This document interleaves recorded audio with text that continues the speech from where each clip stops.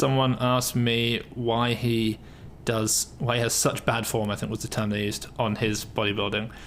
So Team China, and this is something that I know from having spoken to Lou and other athletes in Team China and just from interviews from Chinese athletes, they treat their bodybuilding a little bit differently.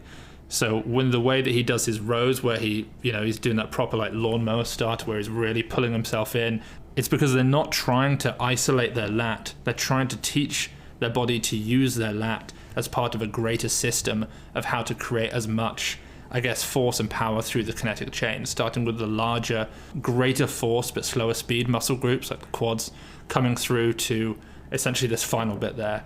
It's kind of akin to someone throwing, where they would have the twist and then the arm and then finally the flick of the wrist.